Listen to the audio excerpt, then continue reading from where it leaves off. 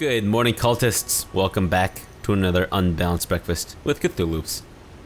Last episode, we left off having made, I guess, half progress into the stone down gorge. We're currently going around extracting crystals and shit, and climbing ropes and climbing down ropes. Basically, it's like some kind of like cardio exercise routine going on here. Can we go into the water? What is it? Water too hot or what? Accessible waterfalls like this one are rare in the Stone Sea and a valuable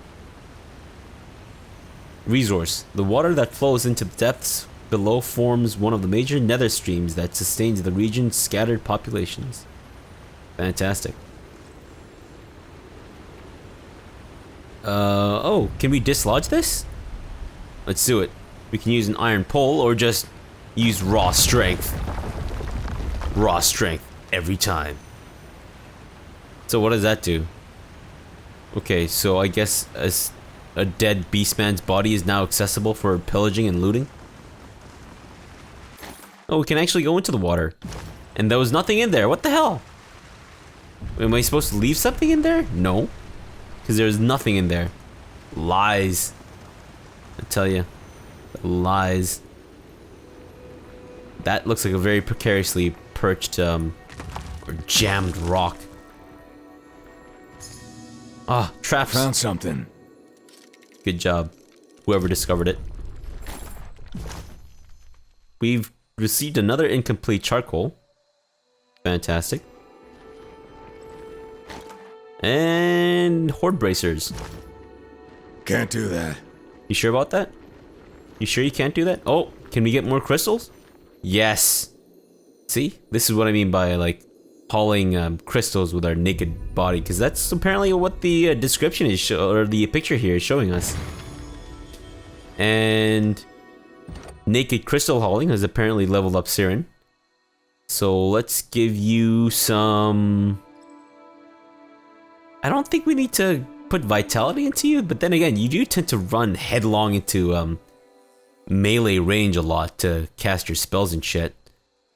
Maybe some more into whatever this is? Wits? That's it. Although you are getting pretty good with insults, so maybe that your wits training is really helping here. I guess we'll put more into. I don't want to do Cry of Despair, because that only really comes into effect when Siren, like, gets knocked out. Siren maintains a field of sound around her that retaliates against attackers. Melee attackers have their damage reduced for a short time. Or let's do Quick Breath, so that she can do more songs, like, early on in the fight. Fantastic. And do we go over here? No? Okay, well, we go over here, I know that. No, wait, no, Siren, don't just go by yourself. Wow. Trying to run away from us? Look at you just booking it.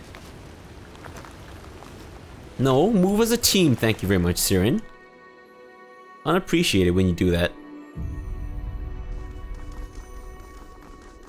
I hear all this twinkling, and it kind of reminds me of, like, see that? Dark Souls. So I'm kind of like vigilantly looking out for twinkling titanite monsters and shit. Anyways.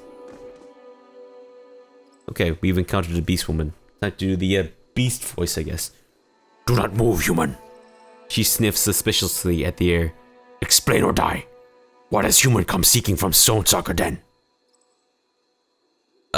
Retreats slowly, hands up. I need to speak with the leader of your tribe. The guard nods her head once, sharply, decision made. Come, enter, but do not seek to cause strife. Prima 100 Blood will want to speak with strange smelling human. How dare you comment on my body odor? I have a condition, okay? Can't judge me for that. Anyways, as we enter the beast people lair, I'm just, you know, looking under rocks, you know, picking shit out of the fucking ground and stuff. We're fitting right in with the beast people here. You have a name, Rift Dig. Don't like humans in tribe lands. Stink of sweat and filth. Look like ironclads, but are weak. Kill own kind for food on barren paths.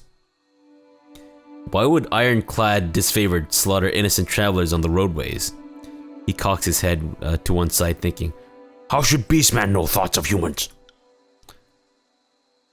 Saw with sharp Beastman eyes, ironclad swarmed scavengers at place with Greystone. Remember, because hunt was strange, ironclad smelled of rot and were weak. Struggled to kill pack that was same size. That does sound strange. I'll look into it. Hunt in stealth. Ironclads are dangerous when encountered. Usually. They're surprisingly verbose for, you know, well, beast people. But then again, maybe I'm just making snap judgments based on what I think beast people should be like. Let's talk to the Stone Warden. Why has human come to Stone Stalker Den? To make trouble? To fight with Beast Woman? If so, Beast Woman will happily rip claws through human chest. These people you've chained, what crimes have they committed? Humans trespassed into tribe's territory, encroached on sacred lands, had no right, yet thought to steal from Beast Woman.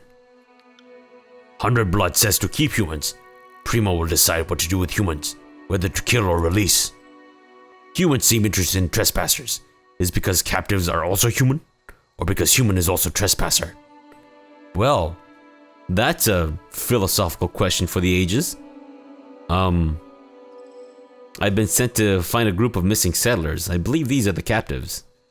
A thick-fingered, gnarled hand scrapes along a prominent jaw as the beast woman considers your words, briefly. Makes no difference to tribe. Well, it makes a difference to me. I wish to free these captives, only to complete our quest. I don't necessarily really want them freed. Doesn't really make a difference whatsoever, I guess, because we're evil, but, Whole body quivering, the beast woman doubles over, clutching her tawny midsection as she hacks and cackles hysterically. The inhuman laugh tears at the heavens, ear-splittingly shrill and prolonged. Free weak, sniveling humans, and be punished by Prima? No, Beast Woman thinks not. I saved Left Claw from Halfgate, so the Stone Stalkers owe me. Now free these settlers. Left Claw has returned to tribe. Human speaks true. The beast woman nods and scratches at her chin. Tribe will return favor. We'll release humans. Good, I'll see that the settlers make it to safety. Be warned, next when humans trespass in Stone Stalker lands, Beast Woman will not capture them. We'll hunt humans to death instead. Okay, cool. We just freed you. Dude with a name, Drakod. Fatebinder, please, these beasts took us from the plains. They're holding us against our wills. It's only a matter of time until they kill and eat us. Please, you're here to help us, aren't you? Okay, well, the Stone Stalkers have agreed to free you in payment of a debt owed to me. Archons be praised, thank you. Thank you 1,000 times more, Fatebinder. We won't forget what you've done for us. We gained major favor with them. Not that it really matters, considering that they freaking hate us. So, whatever, man. Get out of here. Run faster. Oh, look at those little beast cubs in the bottom left corner. They're so cute. Look at you. Speak to me, beast cub. Say cute things. Can't climb better than mountain goats. Black Ma, what do you do? Are you a teacher? Human. The creature wrinkles her broad gray nose in disgust. Speak or leave Beast Woman be. What's with the yelps? Whelps? Our Black Maws. The beastman growls, her dark tone a mixture of both warning and pride. Are strong, good whelps, smart clubs, have grown big, but are only 2 seasons old.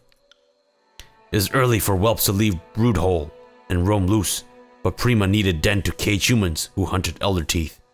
You mentioned elder teeth. What are those? Elder teeth are pride of Stone Stalker mystics, are precious plum crystals that sprout in stone lands. When harvested, elder mystics can wear shards like necklace of teeth to increase strength of bite and strength. Why do the Stone Stalkers care about these Elder Teeth? Elder Teeth are strength of Stone Stalkers. Humans invaded territory, claimed to hunt rocks called Azurlith, but were spotted stealing Elder Teeth. Now lying humans must suffer. Brood hole. Actually, never mind. I don't want to know. The Beast Woman tilts her head sideways, interested in your reaction, but unable to comprehend it. Is hole where brood are kept? I'd like to ask you about something else. She huffs and bobs her massive head. And I'm gonna take a drink.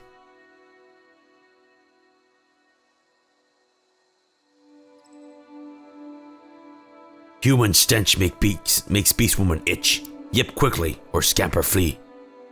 How did the Stone Stalker tribe come to live in the Zur? Humans mulings make no sense. Come to live? Have always lived. Stoneland have belonged to Beast Woman from ancient seasons, even when Beast Women were blunt, clawed, no-fanged, and hairless like humans. Whoa, they were humans at one point? Or were they hairless like humans? Azurlands belong to Stone Stalkers, and Stone Stalkers belong to Hundred Blood. Has led tribe through many, many seasons, since Beast Woman tore our throat and ate heart of last Prima. The Beast Woman swells with pride. She rubs at the center of her chest with gnarled, curled under fingers. Okay. So if I challenge and defeat Hundred Blood, I can take control of the tribe?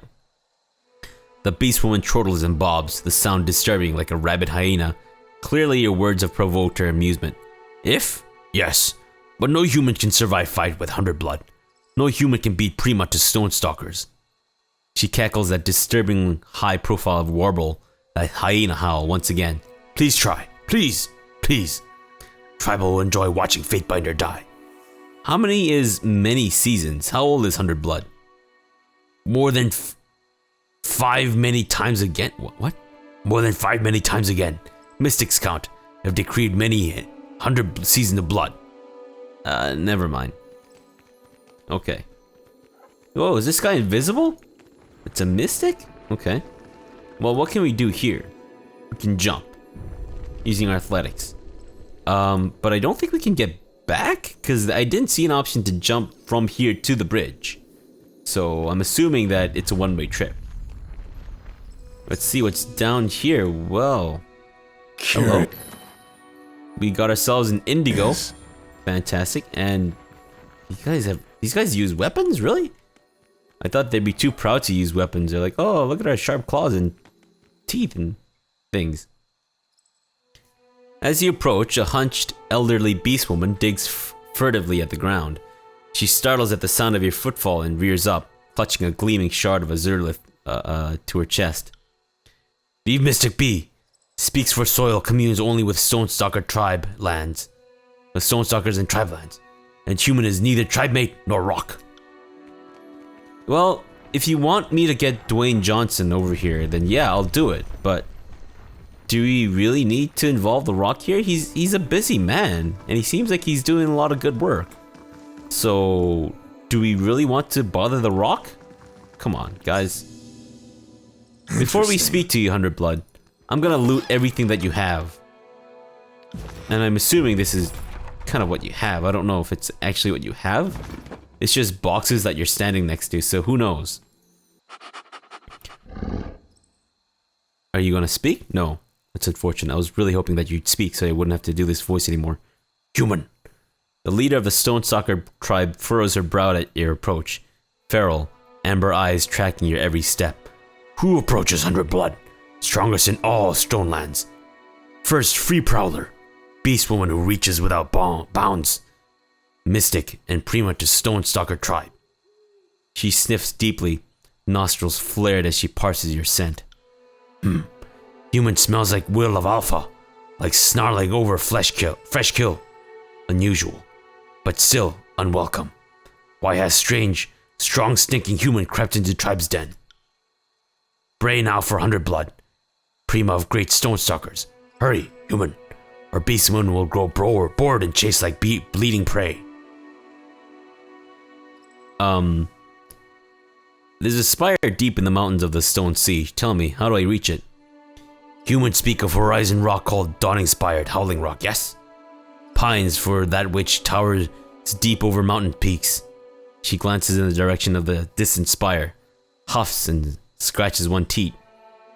Human could cross through Stone Den to reach Mystic Spire. But why would Hundredblood grant Prima to Stone Stalkers let humans stalk freely through tribe's territory? No, if human wants favor from tribe, human must first earn Hundredblood's respect. Earn Trinket, shield, and then Prima will permit human to traipse into Howling Rock. What shield? She snorts, amused, as if human does not know.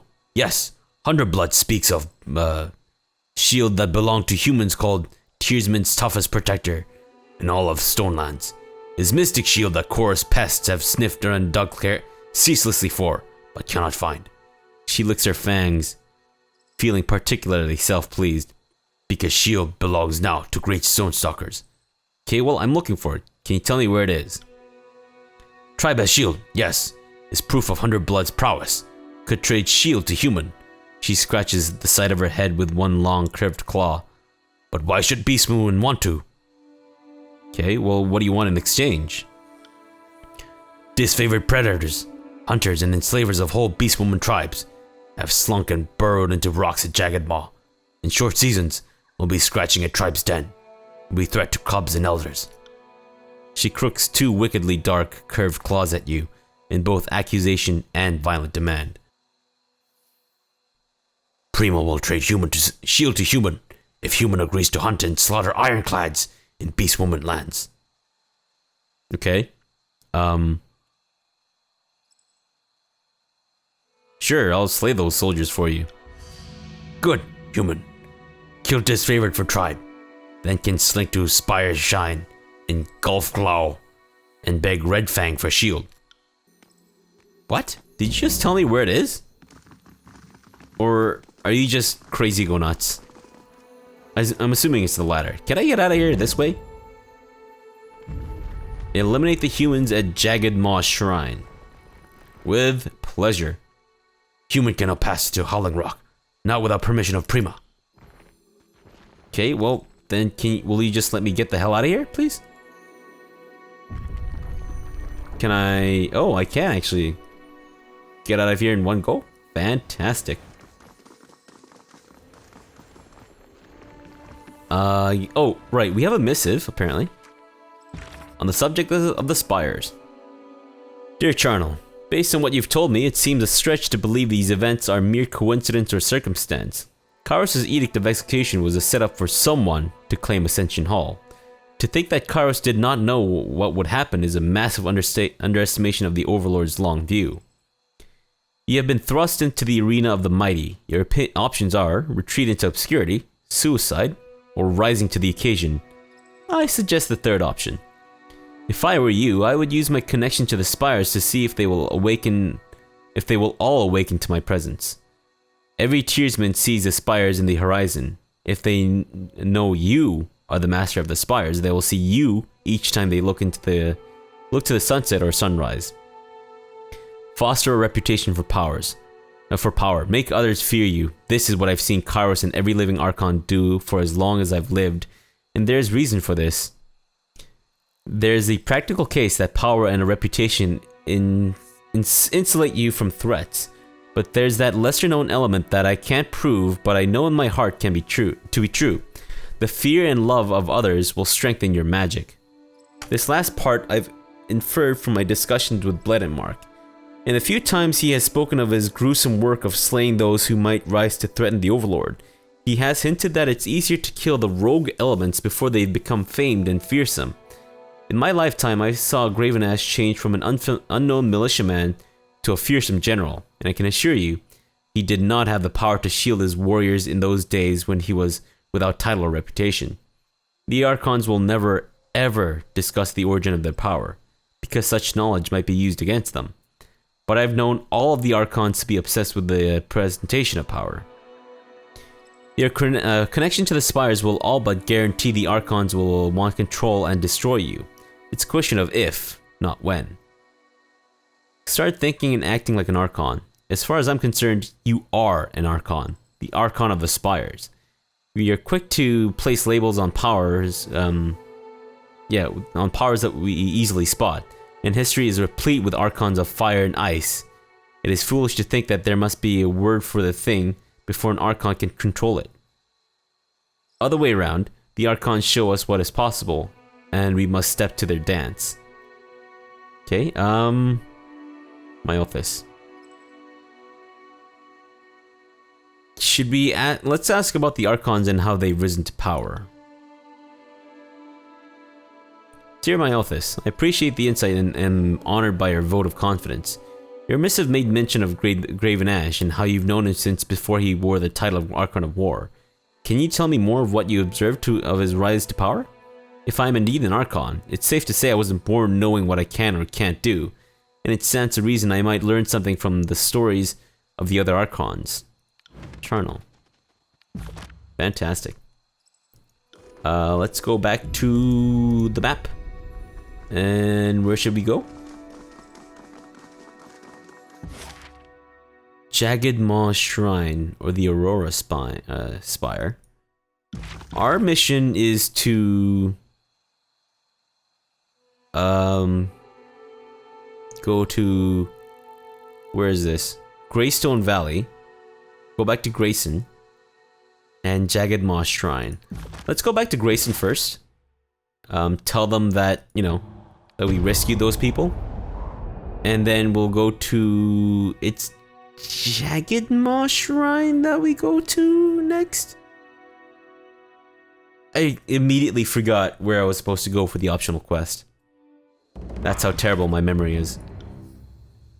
It is Greystone Valley. Right, it's a good thing I checked, because I would have gone to Jagged Maw Shrine. Grayson is over here, I believe. Good job. Fatebinder, you have returned! I've heard the tales of your heroic deeds at Stone Down. Our scavenging crew is back safe and sound. Those beastmen, they're horrible monsters. He spits and grinds it into the dirt with his shoe. This world would be a much better place if they weren't around. You may not like it, but they're here to stay. You'll have to learn to live with them. Grayson snorts derisively. No, I will not be happy until we don't have to deal with that filth anymore. They've been nothing but trouble, and conditions won't improve until we get rid of them. We won't forget your kindness anytime soon, Fatebinder. We're in your debt. We don't want your gratitude. I want favors. I want money? Perhaps? What do I want? I want stuff. I don't know. Let's continue on. Oh, did we get an... Oh, look at that. We already got a reply. I mean, I guess it has been 24 hours. Charnel, this is the sort of question that can get you killed. Very little is known about how Archons are born or come to power. My long life has taught me that Kyros and the Archons prefer it this way. If the young and talented remain forever in the dark, the old and mighty can rule without challenge. It's actually very, like, biting, I guess, satire of conservatism and all that, I think. I heard of Ash. He will always be merely Ash to me before Kyros renamed him and gave his legion that backhanded title. As a rebel, a grimy, illiterate partisan who was winning battles while his countrymen of the Northern Kingdom lost left and right. Ash was always a good leader, but he wasn't born able to mystically reach out and protect his soldiers. The earliest mention of this isn't even until the tail end of the Northern Conquest, and if you read the journals, they don't tell stories of grievous harm warded off by Ash's stern looks. Instead, they talk of his soldiers finding their fears and doubts lifted from them by Ash's presence. A careful reading suggests the ability to actively protect physical harm came years later, as that bond grew, and more importantly, as his legend grew. That legend part is a key detail. In my understanding, an Archon's power is something of a self-fulfilling prophecy. The widespread perception that of an Archon's power is the very thing that strengthens an Archon's power. So in Ash's case, he had some early inkling of a power, the ability to assuage the burdens of his men. And as he took on a mantle of power and became known all around Terratus as the next Archon of War, it soon became the ability to bear the physical burdens of his men, not just their fears and doubts. Thus, my advice to you is to act like an Archon. Take power where you can find it. Foster fear, foster love. Never walk through life anonymously, but rather live in the thoughts of your followers and the anxieties of your enemies. Myothis. Let's ask about, I guess, Kyros' wrath. Dear Myothis, thank you for weighing in on all of this. To ask perhaps too obvious a question, if I am such an anomaly, such a threat, why hasn't the Overlord dealt with me right away? An edict or just a simple request of Bled and Mark would be no small threat. Neither seems to have happened just yet. What's your take on this? Why hasn't Kyros dealt with me? Let's send it. Fantastic. And let's move to Greystone Valley, which is, I believe, where we're supposed to go for the optional quest. And is it finally day when we arrive? Perhaps. Where are we? Apparently, the Terminator has appeared in Terratus, and he's going to look upon me. We're not the three kings. We're the four kings? Two kings and two queens? I don't know. But we're four, and he's gonna look at us and go like, "Your clothes, give them to me." But of course, we're gonna tell them that, you know what? I'm completely mistaken. What I was referencing was in fact Mad TV's parody of Terminator 2, not actually Terminator 2 itself. So I'm just getting my references completely mixed up here. I don't know what's happening in my brain. Brillin / Arnold, what are you doing? Ugh, the Overlord's mercy. Aw, that hurts like shh. A Fatebinder. Out here. The man lifts his head, regarding you blearily. Blearily. Stripped of his armor, you can see several jagged wounds to his throat, belly, and thighs, as any one of them should be fatal, yet the man is very clearly alive. Thank Kyros. I thought the bastards had doubled back to kill me. Again. What's happened here? He lists to one side, slumped and muzzy. Normally, when I walk in a strange place wearing nothing but my drawers, it's under more pleasurable circumstances. Scout reported from the cave, from the civies. A rash of caravans have been despoiled by disfavored troops. Of course, it wasn't us. So me and Isad got detailed to track the problem. Didn't know then a squad of shields was missing. Tracked the bastards a few days. Found the squad's bodies some leagues downhill. Thought to turn back, but two of the shields, they meant something to Isad. So I let him press us on. He grunts as he pops his leg, resetting the shattered bone. We kicked a damn hornet's nest of Chorus. They've been sniping our guys, a few at a time, using our armor to raid the caravans. So, the Chorus, disguised as disfavored, are hijacking caravans. The Chorus are smearing our name. If it was just my reputation on the line, so be it, but I can't let them do this to the general. He suffers enough for us.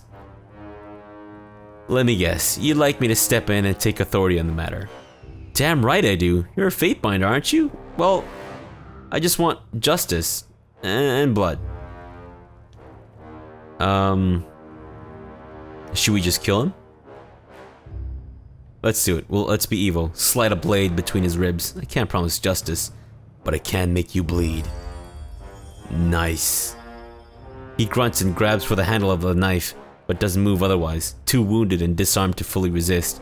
He dies, slowly, moments later with a final gasping sound. Probably not how he wished his glorious role in the conquest to end, but live by the sword and all that. Lantry, I'm just glad you're wearing clothes, as opposed to being a dirty, shirtless old man. Because that was unacceptable. As Tunon's Fatebinder, I declare it illegal for Lantry, specifically, to walk around shirtless. It was just a terrible sight. It really was. Just absolutely filthy. How am I to fight in this? The breastplate alone weighs more than a beast. With some effort, she clanks and clumps a few steps closer to the group. She wheezes, suit rattling as her muscles tremble from the effort of to stay standing. I can barely breathe in this iron trap. The man next to her snarls and pounds a meaty fist on his helm. Bitch harder, you baby. My helmet don't even fit. Thought a lot of them had lumpy stones for noggins, but this thing's size for a child and tighter than a vice. He grips and pries at the iron helm to no avail. I'm not sure I can get it off. Bite your friggin' tongues or I'll cut him out. Iron visor or not, she knocks severed Sophus' visor up to reveal his face and then slams it back down to make her point. Nitwit. Few more raids and we'll have slandered their disfavored well and keen. They'll be flocking to join the chorus soon enough. Now practice swinging that sword. It's heavier than an axe, so it ought to lob through a leg like fresh churned butter. Well, I mean, if that's the case, I guess, you know, we'll help you get out of that armor? I don't know. That sounded a little sexual. That's not how I meant it. Anyways, we'll leave it off here and come back again in the next episode. So, thanks for watching and have a good breakfast.